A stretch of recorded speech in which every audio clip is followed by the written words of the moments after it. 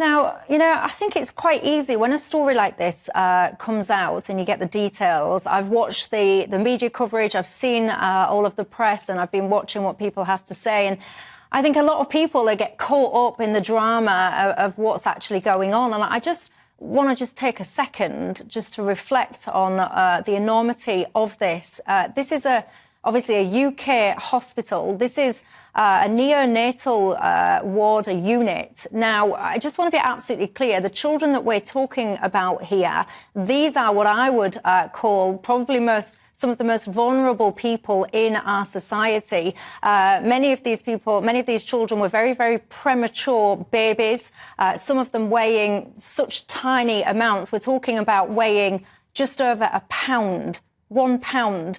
In some of these cases, these children, and I speak with experience, I was a NICU mum. My little boy was in a NICU unit for 6 weeks. And when you put your children into the care of this, it's very different. You don't have a happy birth and, go home with your child. Sometimes these births are very complicated. Your child is immediately taken away from you and put into these little boxes, I call them, the kind of incubators here, and you put your trust into these staff members more than I can even try and explain. You're sitting next to your children around the clock. It's a 24/7 thing. In the most serious of cases, the babies will have one-on-one care. You can't always be at the bedside of your little one. Sometimes you need to eat. You might need to go and just freshen up. Sometimes go home and sleep. So you put your trust in a way that, I can't even... These tiny little things, and you trust the nurses, you trust them with everything possible that you have.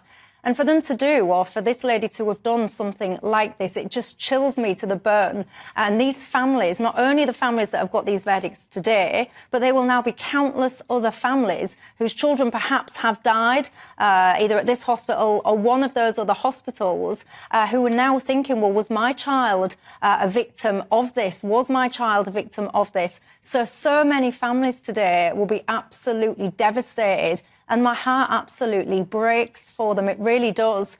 And there's lots of conversations, Daniel, about, the most prolific serial killer, child serial killer.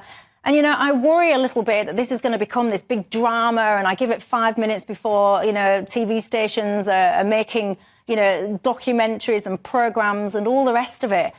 But, this is... words almost fail me, and that is very rare that happens to me, but words almost fail me because I know how tiny these children are. And I just think, how can you... I'm not excusing murder at the best of time, but to these tiny little vulnerable children, I can't process it.